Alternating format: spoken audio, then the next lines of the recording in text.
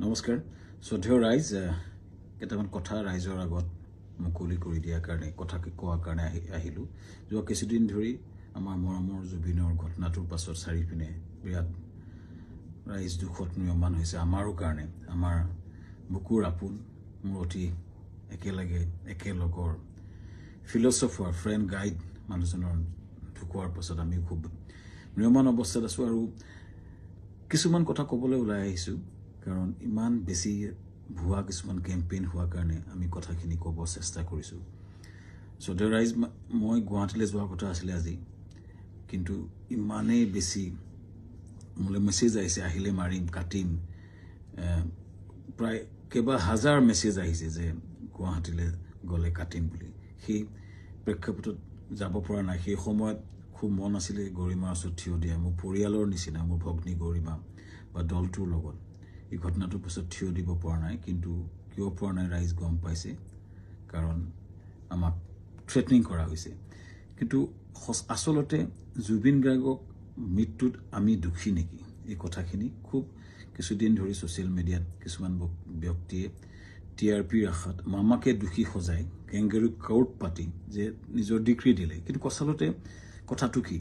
জুবিন গাৰ্গক আমি কিয় মাতি আনিছিলোঁ শ্ৰদ্ধা ৰাইজ আমি যিটো নৰ্থ ইষ্ট ফেষ্টিভেল ডিল কৰোঁ সেইটোত উত্তৰ পূবৰ বিভিন্ন সংস্কৃতি বা খাদ্য বা পৰ্যটনৰ প্ৰসাৰ কৰা হয় প্ৰথম 2013 চনত পাতোঁতে আমি জুবিন গাৰ্গৰ লগতে কথা পাতিছিলোঁ তেখেতেই আমাক ব্ৰেণ্ড এম্বাছেডৰ হিচাপে গাইড কৰিছে যে মই সংপৃক্ত থাকিম অনুষ্ঠানটো আমি একেলগে কৰিম টিভিত বা বিভিন্ন মিডিয়াত তেওঁ বহুবাৰ কৈছে যে শ্যামকানুৰ সৈতে মিলি আমি নৰ্থ ইষ্ট ফেষ্টিভেল পাতোঁ দিল্লীত বা বিশ্বৰ বিভিন্ন ঠাইত তেওঁ নিজে ইয়াত সংপৃক্ত আছে বুলি বহু ভিডিঅ' আছে মই আপোনালোকক জনাম দেখুৱাম এই ব্যক্তিজন আমি যেতিয়া বাহিৰত অনুষ্ঠান য'তে কৰোঁ আমি তেখেতৰ পৰা আলোচনা কৰোঁ আৰু যিহেতু আমাৰ ব্ৰাণ্ড এম্বাছেডৰ আৰু যেতিয়া আমি বিদেশত কৰিলোঁ দুইবাৰে তেওঁ বেংককত গৈছিলে আৰু এইবাৰো যেতিয়া আমি ছিংগাপুৰত কৰিবলৈ গ'লোঁ তেখেতক আমি ক'লোঁ যে ছিংগাপুৰত কৰিব বিচাৰিছোঁ চ'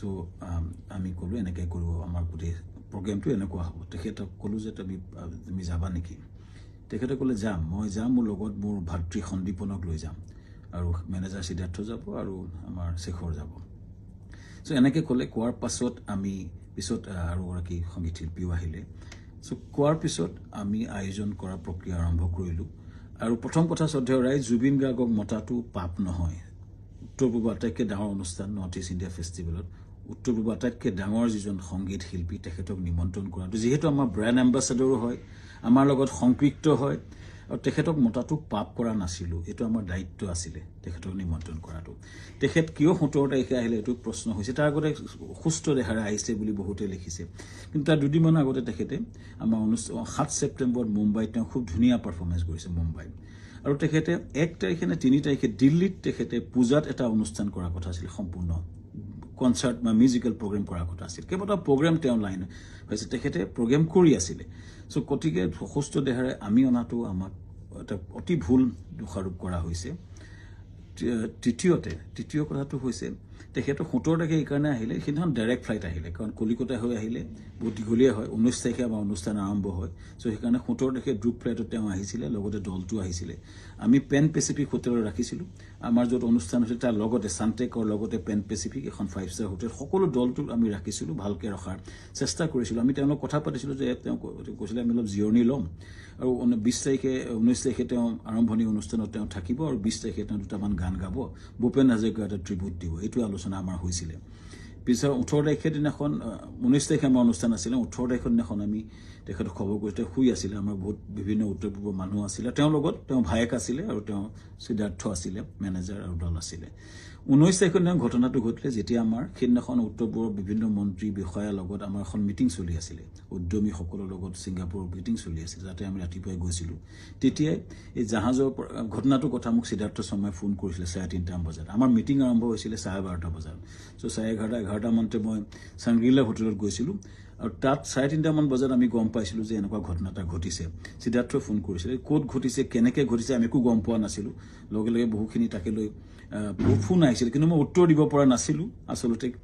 ইমান ডাঙৰ ঘটনাটো আমাৰ মৰমৰ বুকুৰ আপোন মানুহজন এনেকুৱা ঘটনা ঘটিছে কথাটো আমাৰ কাৰণে এটা থটমটৰ নিচিনা হ'ল আৰু লগে লগে আমি দুটাবাসৰ লগত কথা পাতি তালৈ গ'লোঁ আৰু ঘটনাটো হ'ল আৰু এই ঘটনাটোৱে সকলোকে মুখৰে মাত নাইকিয়া কৰিলে আৰু গম পাই লগে আমাৰ অনুষ্ঠানটো বাতিল কৰা বুলি আমাৰ হাই কমিছনে নিজস্বভাৱে ঘোষণা কৰিলে আৰু অনুষ্ঠান তাতে বাতিল কৰা হ'ল তাৰ পিছতো কোনোবাই উলিয়াইছে আমি প্ৰগ্ৰেম কৰি আছিলোঁ বুলি কিন্তু আচলতে আমাৰ ভাৰতৰ ৰাষ্ট্ৰদূতে এইটো ডিক্লেয়াৰ কৰিছিলে অনুষ্ঠানটো সম্পূৰ্ণ বাতিল কৰা হৈছিলে আৰু সেইটো পিছতো আমি টিমটোৰ লগত লাগি কেনেকৈ আমাৰ পাৰ্থিৱ শৰীৰটো গুৱাহাটীলৈ পঠাব পাৰি তাৰ লগত মই কাম কৰিছিলোঁ সিদ্ধাৰ্থৰ লগত আমাৰ মৰ্গত আমাকে যাবলৈ দিয়া হৈছিলে সিদ্ধাৰ্থ আৰু সন্দীপন শেখৰৰ লগত আৰু তাৰপিছতে কেম্পেইনটা আৰম্ভ হ'ল আমাৰ বিপক্ষে সেইদিনা মই কৈ আছিলোঁ যে মৰ্গলৈ যাওঁ বুলি কোনোবাই সেইটো মদ খাবলৈ যাওঁ বুলি এটা কেম্পেইন কৰিলে কোনোবাই ক'লে যে শ্যামকান্ত মহন্তক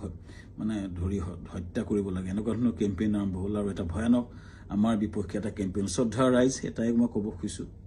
যে আমি গোটেই প্ৰক্ৰিয়াটোত কোনো পধ্যে জড়িত নাছিলোঁ য'ত ঘটনা ঘটিছিলে তাত 12-13জন মান অসমীয়া সমাজৰ লোক আছিলে আৰু বিভিন্ন দলটো আছিলে যেতিয়া ঘটনাটো ঘটিছিল তাৰ বহু দূৰত আমি আছিলোঁ আমাৰ দলটো বহু দূৰত আছিলে চ' আমাক দোষাৰোপ কৰি এই প্ৰক্ৰিয়াটো কিয় কৰা হৈছে কেইজনমান ব্যক্তিয়ে ইচ্ছা কৰি এটা ডাঙৰ কেম্পেইন কৰি পেলাই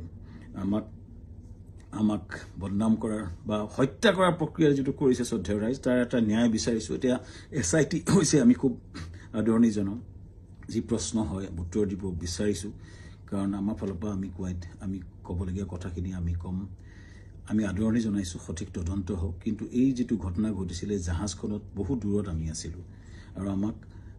সেই ঘটনাটোৰ সময়ত এই যিকেইজন ব্যক্তি আছে তেওঁলোকে তাৰ কথা ক'ব পাৰিব কিন্তু আমাক সেই ঘটনাটোৰ সময়ত আমাক সম্পৰ্কে কোৱা আমাৰ একচুৱেলি আমি নাজানিছিলোঁ কিন্তু এটা কথা হয় এই যিটো ঘটনা হ'ল এই ঘটনাটো আমাক সম্পূৰ্ণৰূপে বিধ্বস্ত কৰিছে আমাৰ জুবিন গাৰ্গ আমাৰ কাৰণে আছিলে সাহস জুবিন গাৰ্গ আমাৰ আছিলে ব্ৰেণ্ড এম্বাছাডৰ জুবিন গাৰ্গ আমাৰ অনুষ্ঠানটোৰ মূল হৃদপিণ্ড আছিলে হৃদপিণ্ডজন যোৱাৰ পাছত আমাৰ যি অৱস্থা হৈছে গোটেই দলটোৰ আমাৰ গোটেই বিধ্বস্ত অৱস্থা আমাৰ সকলোৰে আৰু ইয়াৰ পাছত যিটো আক্ৰমণ হৈছে আমাৰ পৰিয়ালৰ ওপৰতো আক্ৰমণ হৈছে ফেক ভিডিঅ' ওলাইছে ফেক ফোন কল ভাইৰেল হৈছে ইমান জুবিন গাৰ্গে এই অনুষ্ঠানটো নিজৰ বুলি আগুৱাই লৈ গৈছিলে তেওঁ অনুষ্ঠানটোৰ গুৰুত্বটো বুজি পেলাই নিজকে আগুৱাই লৈছিলে আৰু সেইজন ব্যক্তিৰ স্মৃতিত আমি বহু কৰিবলগীয়া আছে কিবা যদি জীৱনত কৰিব বিচাৰোঁ জুবিনৰ স্মৃতিত নিশ্চিতভাৱে কৰিব বিচাৰিম কিন্তু এই যিটো অন্যায় হৈছে যিটো মিছা অপবাদ দিছে ন্যায় হওক চৰকাৰক বিচাৰিছোঁ ন্যায় হওক আৰু আমিও ন্যায়ালয়ত যাব লাগিব আমাক দেশত আইন বুলি এটা বস্তু আছে যে মিছা অপবাদত আমাক যিটো কৰা হৈছে বা নিজৰ ঘৰলৈ যাব নোৱাৰা অৱস্থা হৈছে আমি নিশ্চিতভাৱে কিছুমান মানুহ উচতনি দি যিটো কৰিছে আমি ন্যায়ালয়ক নিশ্চিতভাৱে ক'ব লাগিব যে আমাক ন্যায় দিয়ক সুৰক্ষা দিয়ক আৰু ৰাইজৰ পৰা ন্যায় বিচাৰিছোঁ চৰকাৰৰ পৰা ন্যায় বিচাৰিছোঁ আৰু জুবিনৰ আমাৰ মহান শিল্পী আমাৰ মৰমৰ বুকুৰ আপোন মানুহজনৰ আত্মাই চিৰশান্তি পাওক ৰাইজৰ পৰা আশীৰ্বাদ বিচাৰিছোঁ ন্যায় বিচাৰিছোঁ ধন্যবাদ